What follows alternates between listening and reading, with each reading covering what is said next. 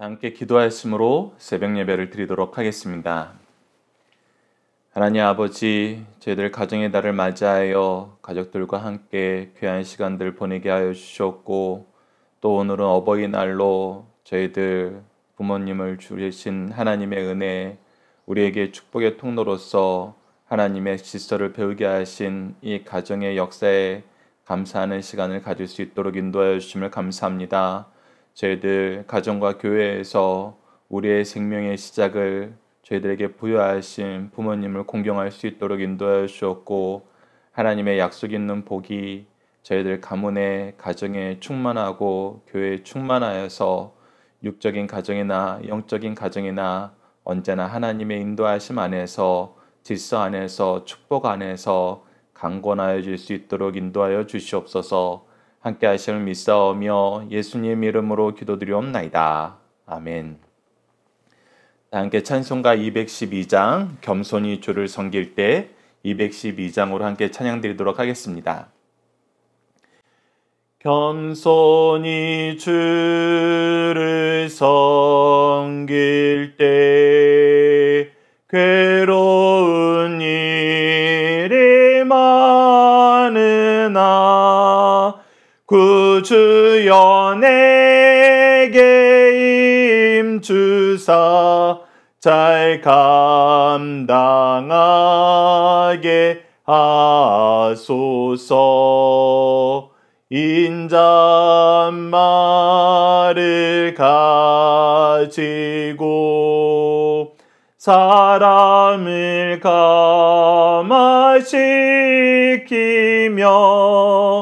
갈 길을 잃은 무리를 잘 인도하게 하소서. 구주의 귀한 인내를 깨달아 알게 하시고 굳건한 믿음 주셔서 늘 승리하게 하소서.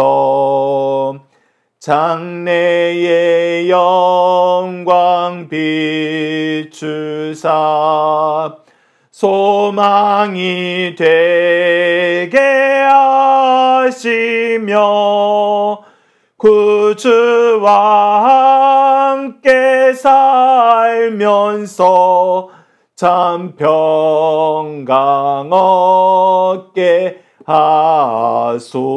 하소서. 아멘. 사도신경을 내용으로 우리의 신앙을 하나님 앞에 정중히 고백하도록 하겠습니다. 나는 전능하신 아버지 하나님, 천지의 창조주를 믿습니다. 나는 그의 유일하신 아들, 우리 주 예수 그리스도를 믿습니다. 그는 성령으로 잉태되어 동정녀 마리아에게서 나시고 본디어 빌라도에게 고난을 받아 십자가에 못 박혀 죽으시고 장사된 지 사흘 만에 죽은 자 가운데에서 다시 살아나셨으며 하늘에 오르시어 전능하신 아버지 하나님 우편에 앉아 계시다가 거기로부터 살아있는 자와 죽은 자를 심판하러 오십니다.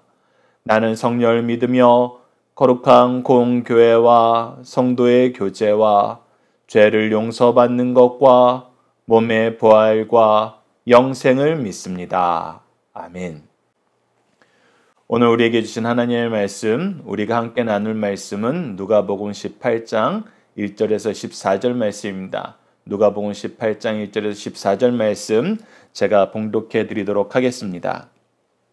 예수께서 그들에게 항상 기도하고 낙심하지 말아야 할 것을 비유로 말씀하여 이르시되 어떤 도시에 하나님을 두려워하지 않고 사람을 무시하는 한 재판장이 있는데 그 도시에 한 과부가 있어 자주 그에게 가서 내 원수에 대한 나의 원한을 풀어주소서 하되 그가 얼마 동안 듣지 아니하다가 후에 속으로 생각하되 내가 하나님을 두려워하지 않고 사람을 무시하나 이 과부가 나를 번거롭게 하니 내가 그 원한을 풀어주리라.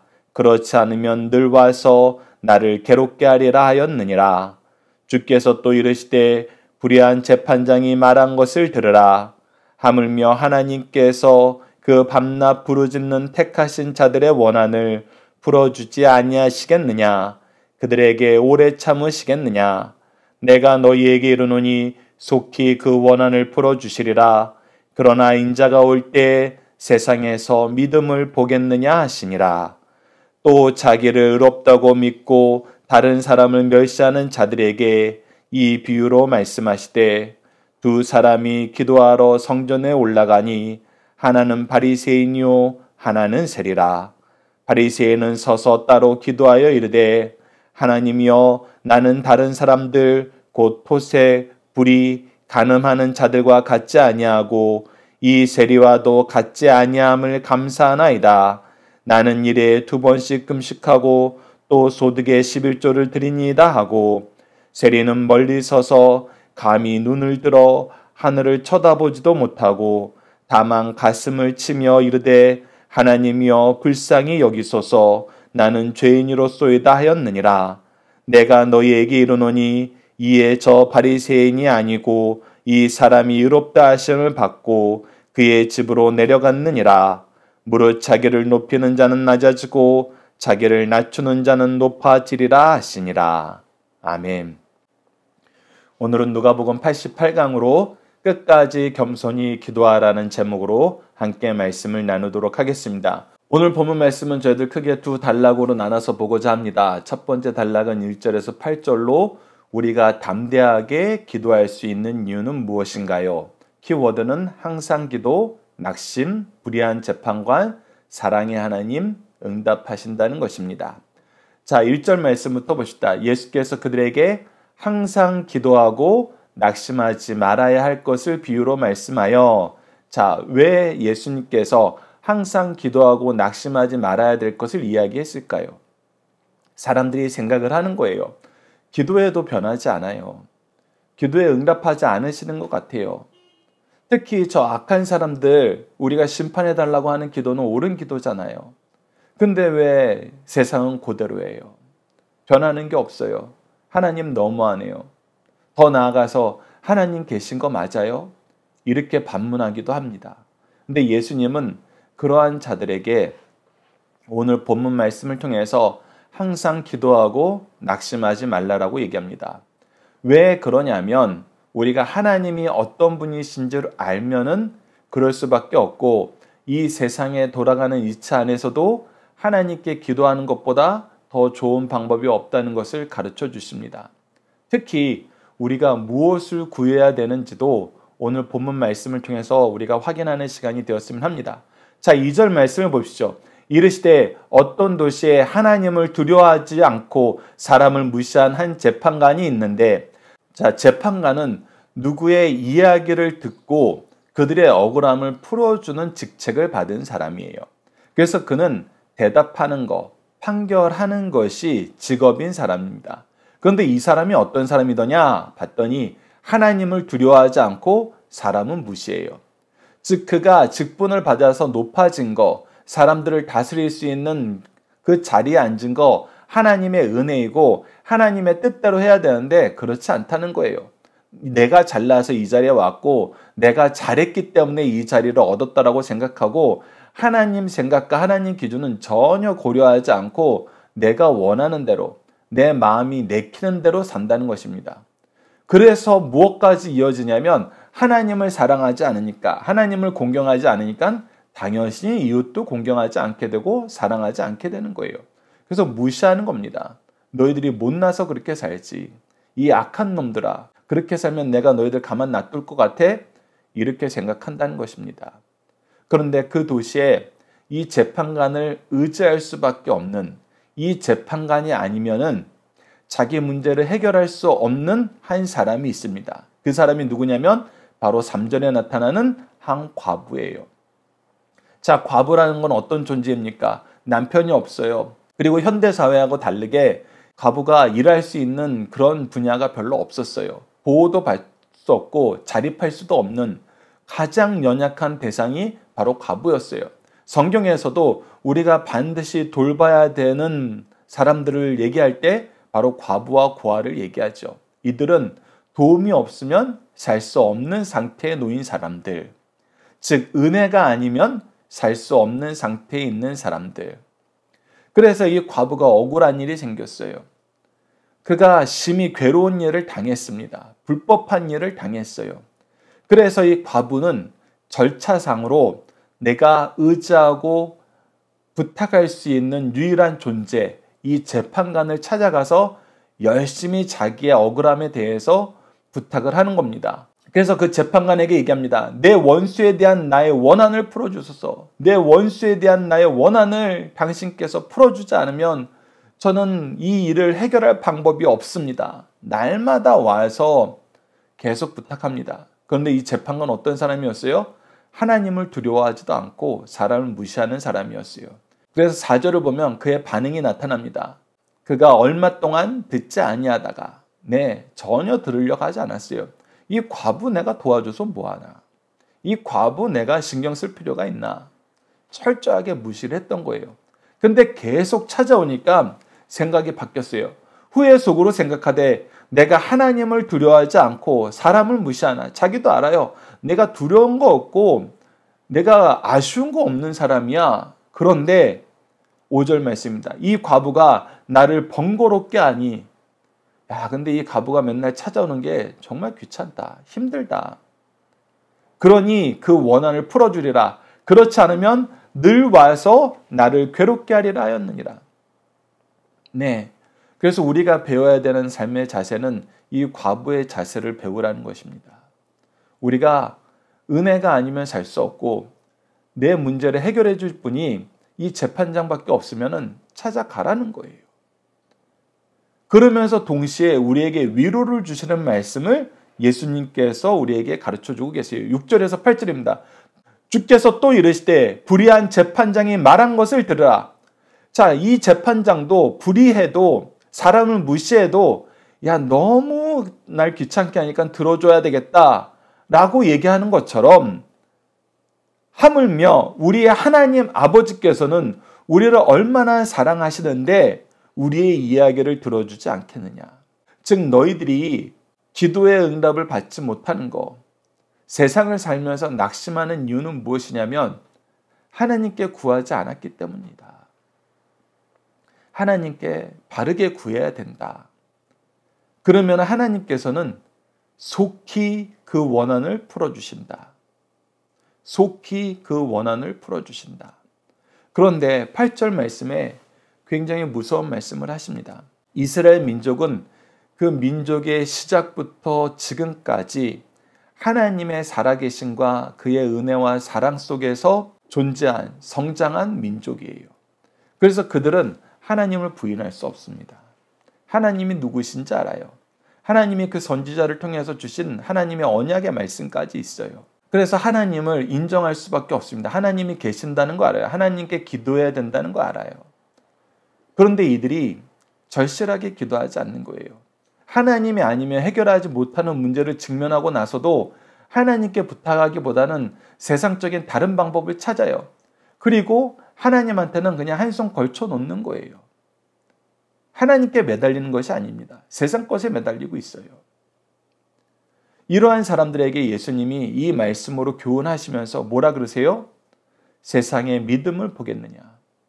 이것을 다시 가르쳐 줬는데 너희들이 하나님을 인정하고 그분께 나아가서 간구하는 것이 너희들의 인생의 가장 중요한 일인데 너희들이 그렇게 살고 있느냐. 이러한 믿음을 실천하면서 사는 사람을 내가 보겠느냐. 즉 이런 사람이 극히 적다라고 얘기하시는 거예요. 그래서 여러분들 두 가지 기준을 아셔야 됩니다. 첫 번째는 하나님의 살아계심을 여러분들이 믿으셔야 돼요. 그것을 경험해야 됩니다. 그것을 경험하고 믿을 수 있도록 우리에게 주신 것이 성경이고 주신 장소가 교회, 믿음의 가문이에요. 그래서 하나님이 세우신 교회, 믿음의 가문에서 말씀 중심으로 살면은 하나님의 살아계심을 우리가 경험하지 않을 수가 없어요. 하나님의 언약의 약속이 성취되는 것을 우리가 부인할 수 없습니다. 그래서 첫 번째가 이거예요. 두 번째는 그랬을 때에는 우리가 모든 문제에 대해서 하나님의 은혜가 아니면은 해결하지 못하는 상황에 놓였으면은 반드시 하나님께 간절히 간구해야 돼요. 우리의 마음과 뜻과 정성을 다해서 간구해야 돼요. 그렇지 않을 때 우리가 기도의 응답을 받지 못하는 것을 깨닫지 못하고 도리어 우리가 기도하지 않고 도리어 하나님 살아계시냐고 반문하게 된다는 것입니다. 여러분 이것을 주의 깊게 보십시오. 우리가 함께 묵상할 말씀을 통해서 기도에 대해서 좀 더 살펴보도록 하겠습니다. 제가 기도에 대해서 아이들을 가르칠 때 가장 많이, 가장 자주, 가장 즐겁게 전하는 말씀 중에 하나가 예레미야서 33장 3절입니다. 제가 읽어드리겠습니다. 너는 내게 부르짖으라. 내가 내게 응답하겠고 내가 알지 못하는 크고 은밀한 일을 내게 보이리라. 하나님은 우리에게 기도하라 하셨습니다. 그리고 기도할 때는 반드시 무엇해 주신다? 응답해 주신다. 근데 응답해 주시는데 그냥 응답하는 것에서 끝나는 것이 아니라 우리가 간구한 그 내용에서 끝나는 것이 아니라 플러스 알파를 주시는데 그게 무엇이다? 크고 은밀한 일을 내게 보이셔서 특히 하나님이 우리에게 어떻게 일하시는지 무엇을 행하시는지 무엇을 바라시는지 그 하나님의 뜻과 역사를 깨달아서 우리가 미래를 대비하게 하신다는 것입니다. 앞날에 대한 두려움을 사라지게 만들어 주신다는 거예요.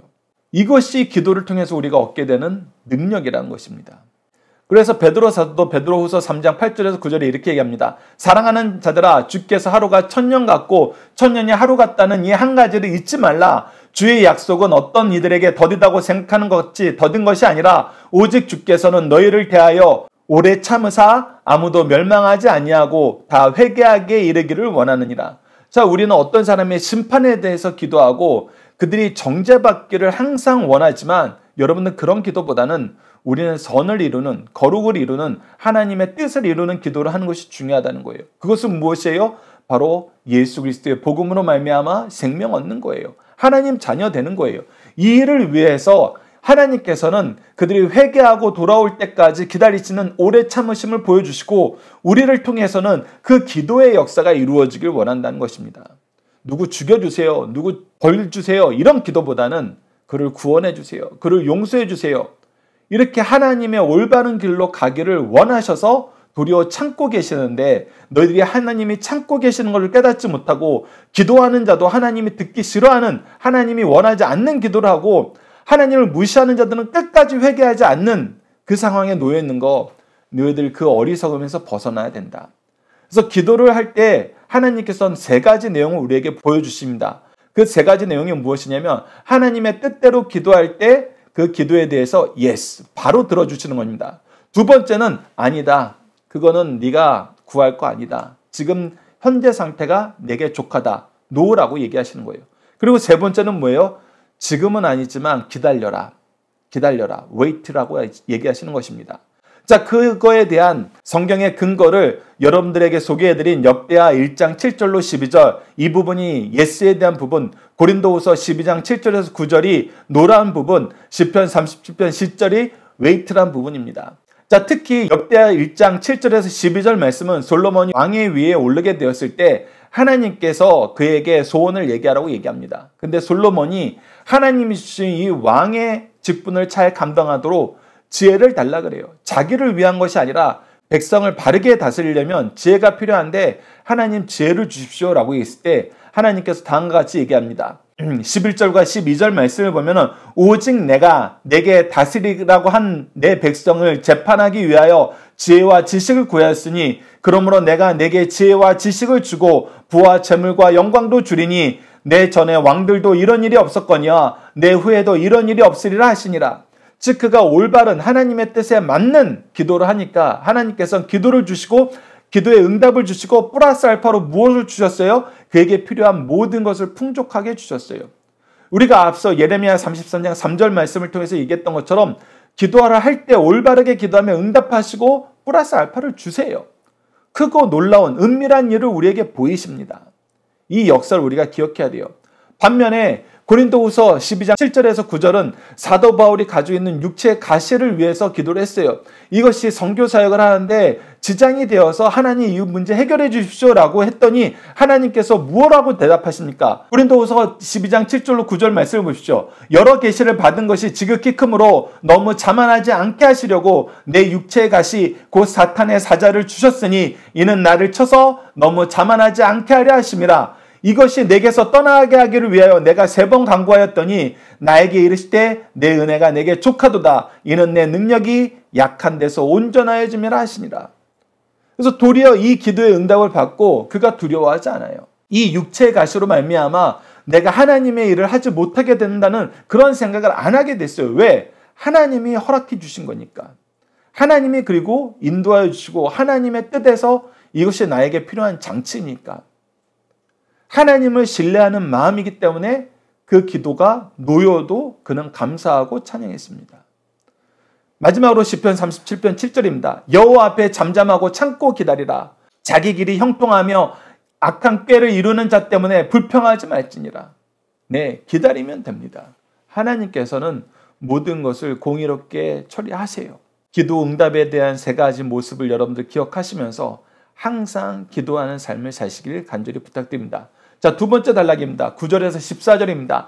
바리새인과 세리의 기도의 차이는 무엇인가요? 키워드는 자기의, 자랑, 비교, 비판, 회개, 의롭다 하심, 낮추는 자입니다. 자, 앞서 하나님을 두려워하지 않고 사람을 무시하는 사람이 바로 이 바리새인과 같은 기도를 해요. 왜? 내가 봐도 나는 너무 잘났어라는 거예요. 하나님 앞에도 사람 앞에도 잘났다. 그래서 그런 사람의 기도가 왜 잘못됐는지를 우리에게 가르쳐줍니다. 9절 말씀을 보십시오. 또 자기를 의롭다고 믿고 다른 사람을 멸시하는 자들에게 이 비유로 말씀하시되 2 사람이 기도하러 성전에 올라가니 하나는 바리새인이요 하나는 세리라. 바리새인은 서서 따로 기도하여 이르되, 서서 따로 기도하는 이유가 뭐예요? 저 세리와 내가 한 자리에서 기도한다는 게 기분 나쁘다는 거예요. 이 세리를 미워하는 마음으로, 무시하는 마음으로, 경멸하는 마음으로 그가 따로 기도하고 있어요.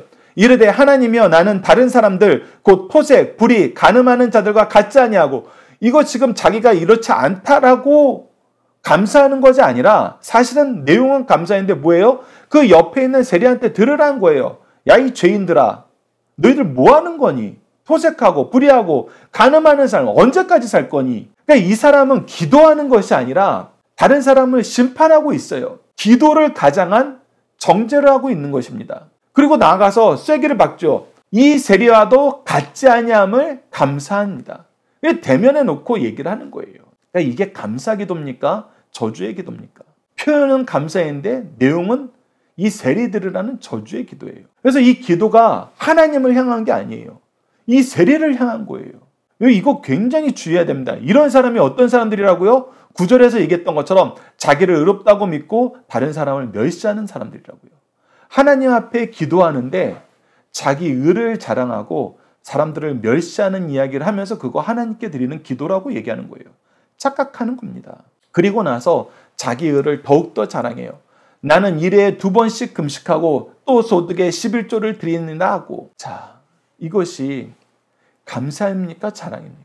자랑입니다. 그러니까 내가 교회 안에서 높은 사람 대접받는 이유는 내가 이런 삶을 살고 있기 때문이지. 너희들 나를 높이는 거, 나를 존경하는 거, 내 말에 순종하는 거 너희들 잘해라. 나 이런 사람이다. 이렇게 자랑하고 있는 거예요. 그런데 반대로 세리는 어떻습니까? 13절 보십시오. 세리는 멀리 서서 감히 눈을 들어 하나님을 쳐다보지도 못하고, 네, 하나님께 기도하러 나온 내 자세가 부끄러운 거예요. 이 사람은 지금 누구 앞에 있는 거예요? 하나님 앞에 있는 거예요.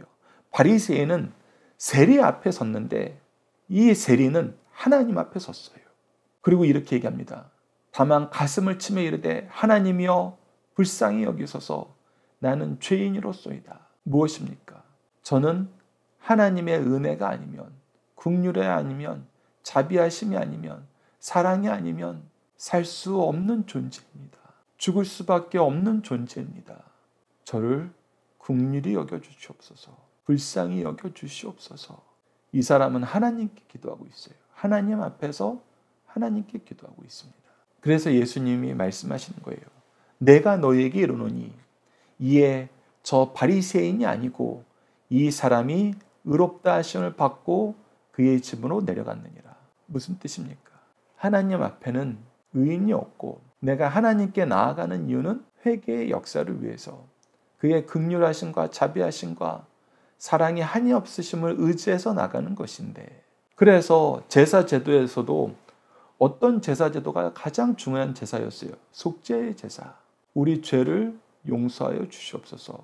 우리를 사하여 주시옵소서. 이 기도가 핵심이에요. 회개의 기도가 핵심이에요. 왜? 죄의 문제야말로 우리에게 가장 중요한 문제이고 우리 스스로는 이길 수 없는 절대자들이거든요. 절대 권세들이거든요. 그래서 하나님의 도우심이 필요한 겁니다.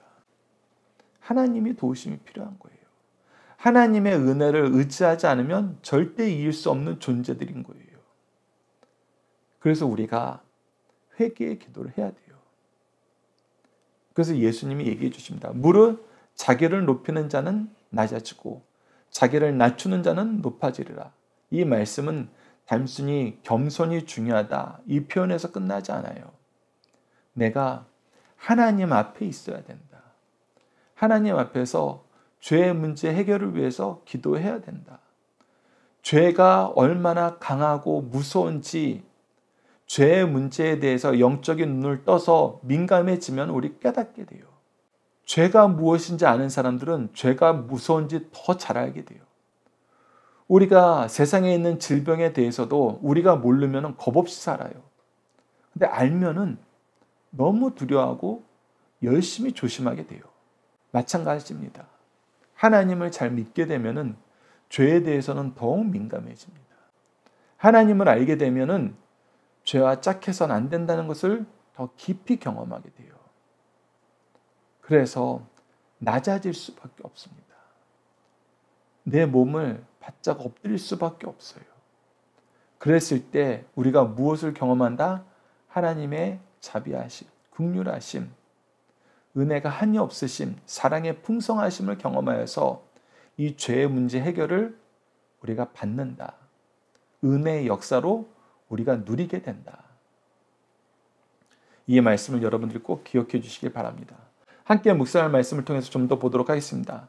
마태복음 7장 3절은 어찌하여 형제의 눈 속에 있는 티는 보고 내 눈 속에 있는 들보는 깨닫지 못하느냐. 우리가 민감해져야 되는 것은 나의 자랑이 아니라 우리의 죄의 문제란 것입니다. 시편 51편 17절을 보시죠. 하나님께서 구하시는 제사는 상한 심령이라. 하나님이여 상하고 통회하는 마음을 주께서 멸시하지 아니하시리이다.